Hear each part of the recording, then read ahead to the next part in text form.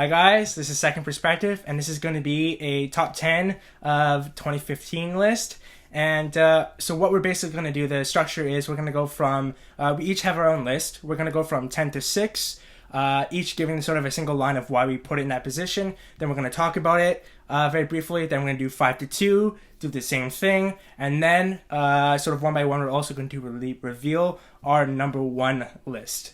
So I'm actually going to start the whole list off.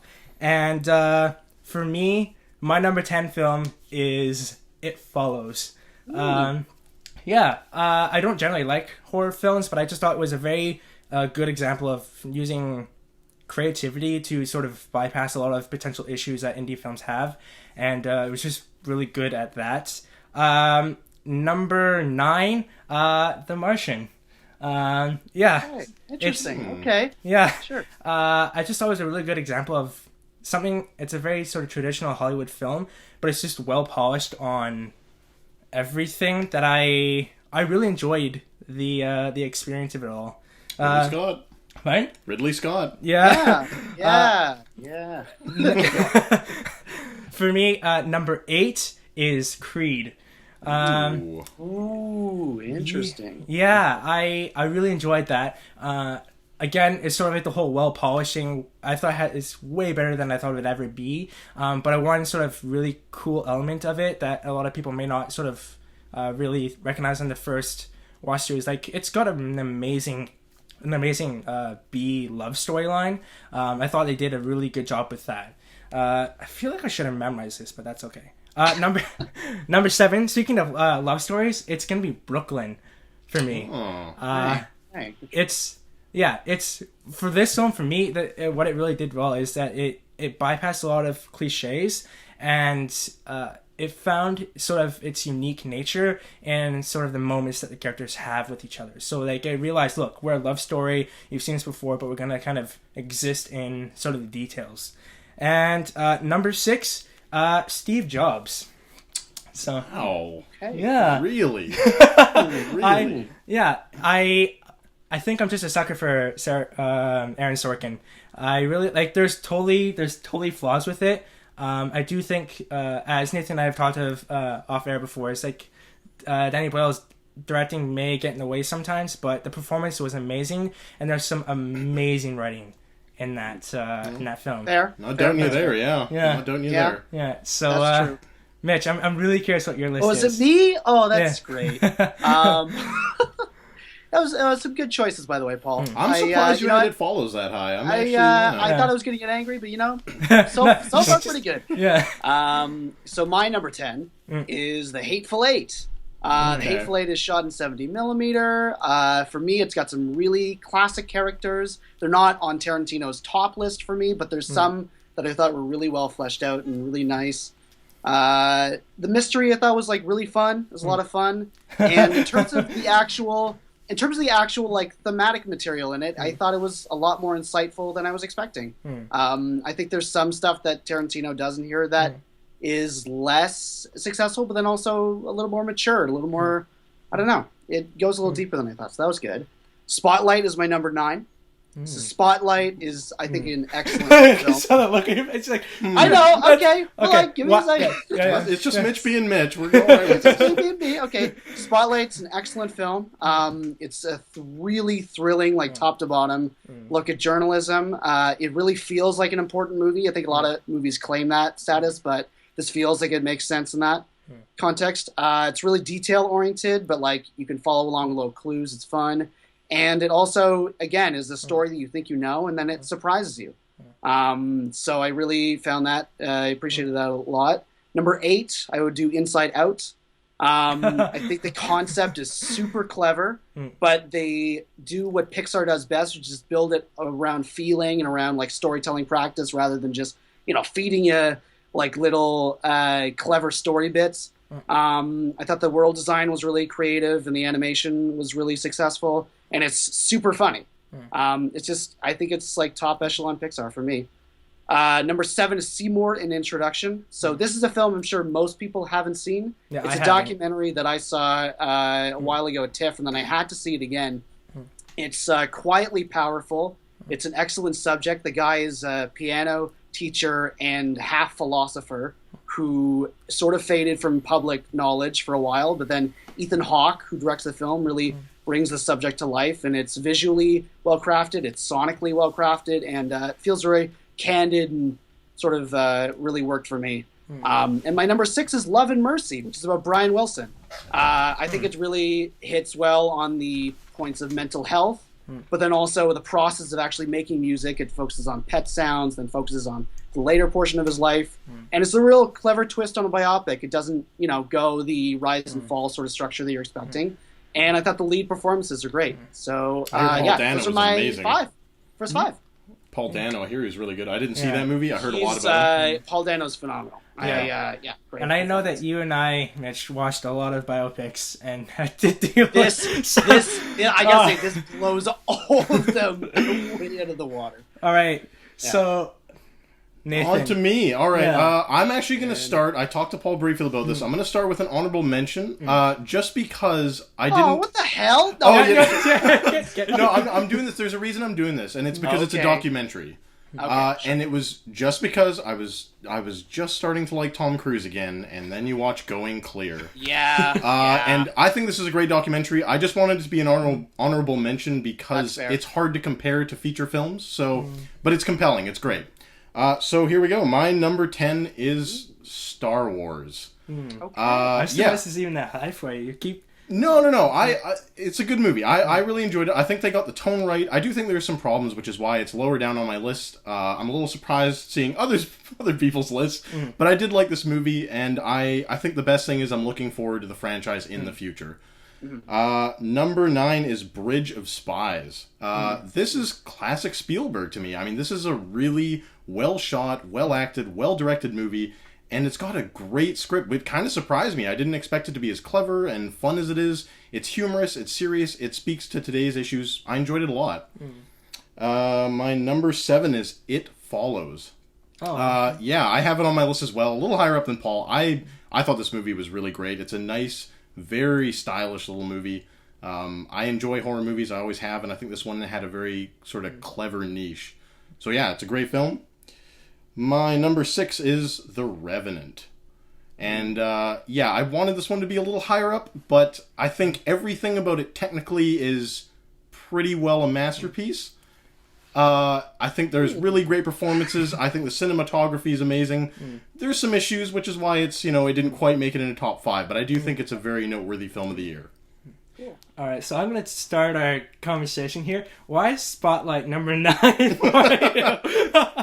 Is the question why it's like so low on the top 10? Why is it so low? I had to be honest with myself, and I would say that the majority of the lists that I'm going to give you are like spectacular films, with the exception I think of Hateful Eight, which is like great, but I still wouldn't put it as like perfect, right? Like I had a couple issues with it, but I still felt it was really strong. Spotlight is only so far down in that little section because I think what it doesn't quite nail, like All the President's Men or other, I think, phenomenal like classic journalism movies, is it doesn't quite get the visual language perfectly. Like it gets some of it, but I find it's a little bit on the nose. Like it'll do a close-up of a book instead of doing that like classic shot of like an overhead. It doesn't really find anything inventive, I find, in the visual language of the film. So it just knocks it down that much slower, like just that much more than the other ones that I've seen. Having said that, it's a phenomenal film. I loved it from top to bottom, and I think I loved most of these from top to bottom. Interesting. So that's why it's so low per se, but it's still, out of everything that I saw this year, like incredible. Yeah. Interesting. I mean, we both had It Follows. I was surprised you had that. I think a lot of people might have forgotten about that movie, to be honest. I definitely did not. It's a really strong film. Yeah. So where, like, obviously you can't, like, or maybe you can, like, roughly where would It Follows be on your list? Like, would it be in, like, the 20 to 15, or would it be in, like, the... You never know, it could be his number 1. Well, he just said it was not on his list. Oh, okay. Should I just say? Or Well, I thought you said it wasn't. Well, it's not, but Yeah. it's like it's one of those that's in the like echelon of like the last, like the next 10. Yeah. Fighting for Because that 10. it's really really strong. I find there's just something in the final act that doesn't click for me, and I think it's like one scene in particular that I won't spoil, of course, but there's just one thing in particular where the mythology gets a little muddy, Yeah. and then it's only sort of kind of rescues itself towards the end. But it's again really clever, and I think the direction of it especially is really strong. So All right. it's around the fringe. I want to do our sort of a 5-2 because then I think it's going to be very clear what films we left out, and then we can have a bit of a longer conversation on that. Because I think, once you guys see the rest of my list, you're going to be like, "What the? Okay." So, anyways, I'm just going to start it off as with the same pattern. For me, number 5 is going to be Star Wars. I'm actually even surprised that it was on his list because I kept telling you I liked it. you say that about a lot of films, but I'm not a Star Wars nerd or like fanboy or anything by that means. Like I did watch the 3 original like the night before, so I was a little sleep deprived when I saw it, but like it kept me awake and I enjoyed almost every moment. I thought a lot of things I guess part of my admiration for the film is the fact that it avoids so many pitfalls that I thought it could have fallen into. And maybe that colors gives me a bit of rose-colored glasses, and so I have like empathy to filmmakers. But overall, I really enjoy it. I think it sets up the next film to be sort of the make-or-break one. Number 4 is The Gift. All right, that's interesting. I fucking loved that movie. It's a Paul movie. It's very much a Paul movie. That makes a lot of sense to me. Right? And as soon as I saw that, I was like, holy shit, I forgot about this film. I still remember the twist. This film does everything that I would want to do in a film. Like, good acting, good writing, and all that sort of stuff. It's just like, if I can make a film like this, I would love it. So, it's definitely a very good sort of suspense film, and it subverts a lot of the sort of expectations you have. It does a super good job with that. Number 3 for me, Spotlight. My short answer after sort of Mitch talking about it is it's not the film that necessarily you want, but it's the film you need. I think Mitch said it really well. Like it feels important. You don't necessarily feel coming out clean and refreshed after watching it. No. You are wrong. Right? Yeah. But I thought it's a good film. I'm really glad I saw it. And for me, number 2 is Sicario. So okay. So he knows what my next film is. It's going. You probably know what my next film is. Take a guess. All right, that's interesting. But Sicario, I tried really. Fuck. Anyways, if you don't know what Sicario is, it's basically Denis Villeneuve. Is that how you pronounce his name? He's French. Yeah, Villeneuve. French Canadian. Villeneuve. If you haven't seen any of his films, they're all very like dark, gritty, very sort of. They hurt emotionally, yes. and I love that. Basically, just watch it. Honestly, it's fantastic. It seems like very similar with The Gift. It's great writing and it's good. It's good writing, good acting, and I think it does a really good job of sort of finding an ending that kind of encapsulates everything as well. So I guess The Gift and Sicario are very similar for me in that capacity. So. Yeah, I thought you guys might be a little surprised with how high Gift was for me. That's cool. What about your 5-2? Okay, let's see. I'm gonna go with number 5, Star Wars: The Force Awakens. Paul, we overlap. Wow, I'm truly surprised. That's fun. Yeah. I loved this film, and and this is one of the few that I don't think it's a guilty pleasure.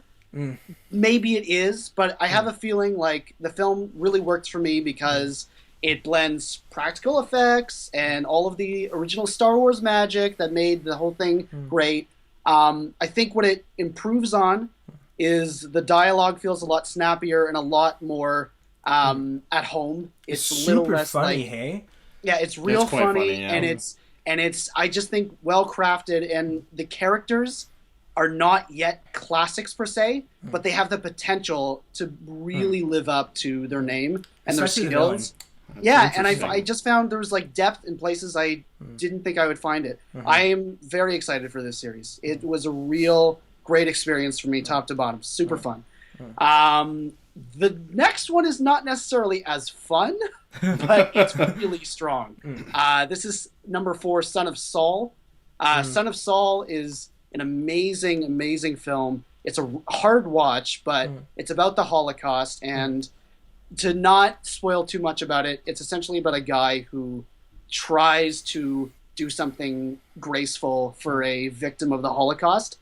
And because the Holocaust film, you think it's gonna, go the way of the rest of them, where it's a little exploitative, it's a little, and they find a framing technique, in fact, that makes it the perfect way to expose the horrors of the Holocaust without giving you too much sensory information that it clouds your experience.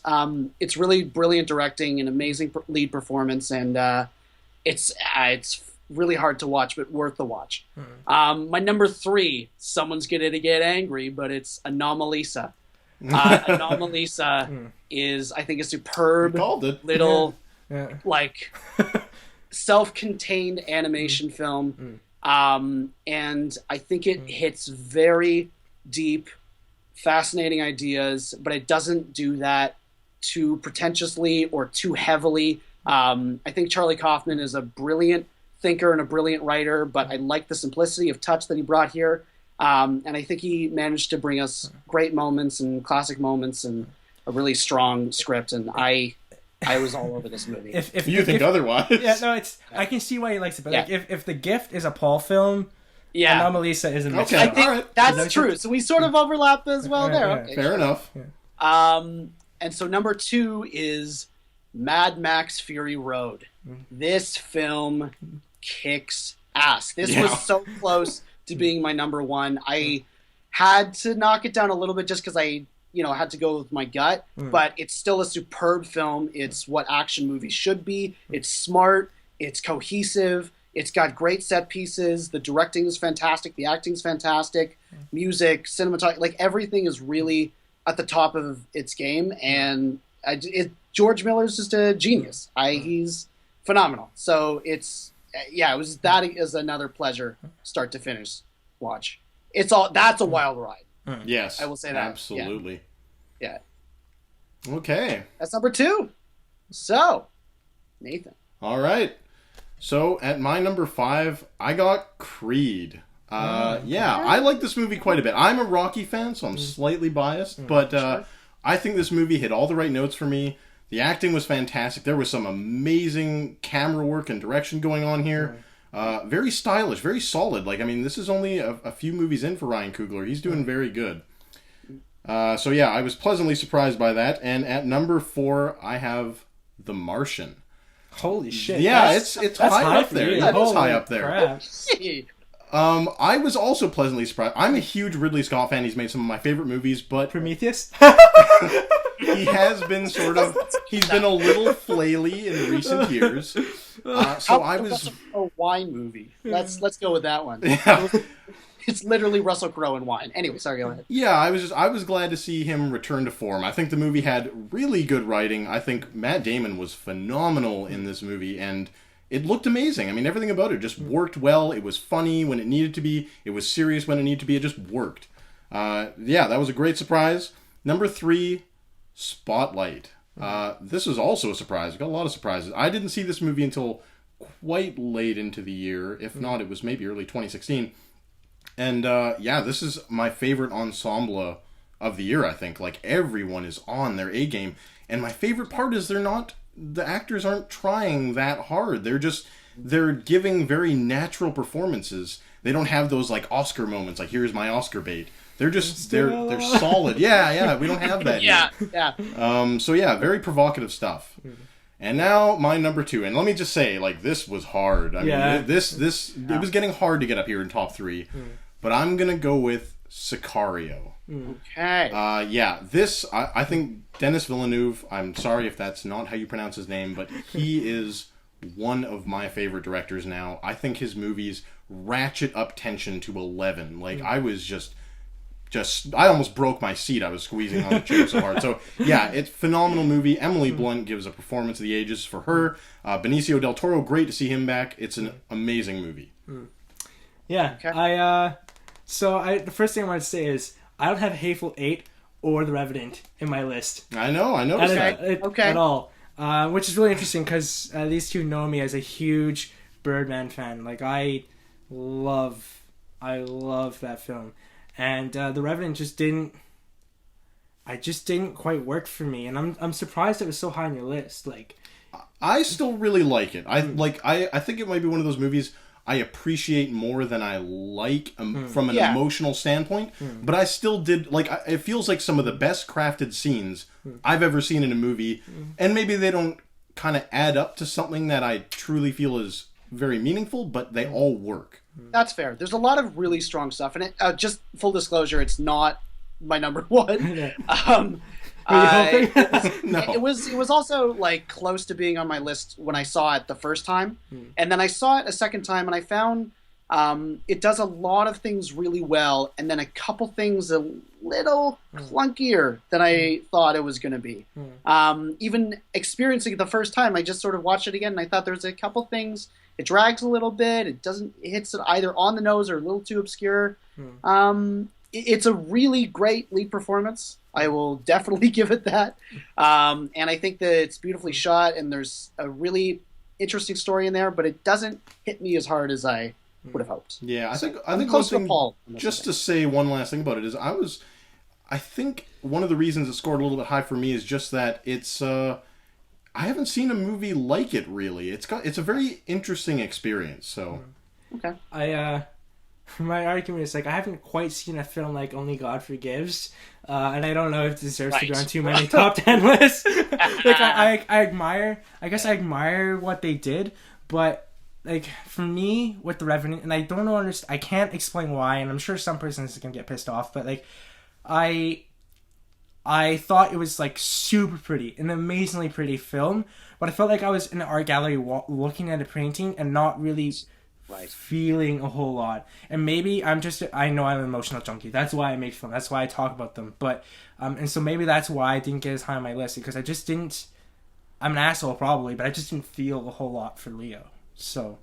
all right, how dare you? All right, so we're getting on here for a length, so let's just get straight to it. You guys know Mad Max. Woo!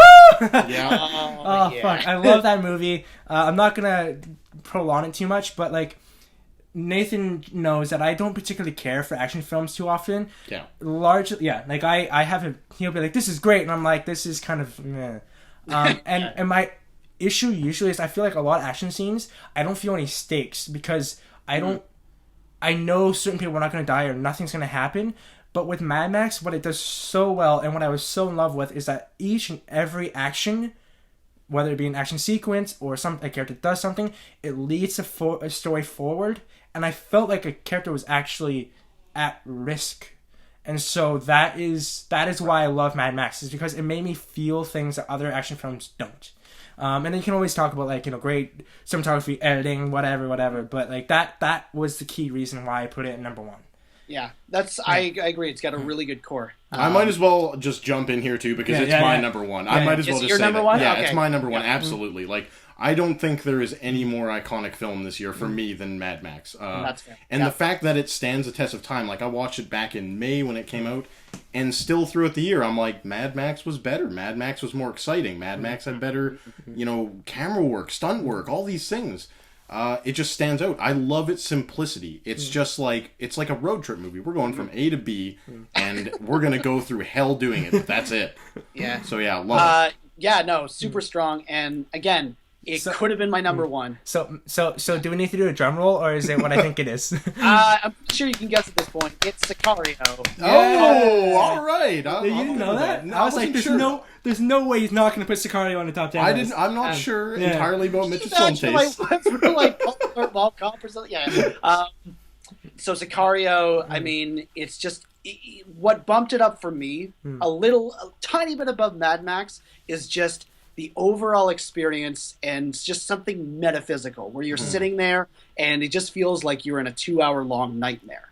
And it's real and it's surreal, and I think Villeneuve is a brilliant director. Like, I don't know how he does some of the stuff he does. He collaborates well with people, but there's just something about his work that I find is so singular and so powerful to me. And the performances, like you said, are excellent. But it's I think a masterclass in terms of filmmaking. I was really blown away by it, and yeah, for me, it's like gonna really stand the test of time. But it's one of those quieter ones. Maybe that's why I like it. It's like sort of flew under the radar a bit more, and I'm like, you gotta just see this one. All right, guys.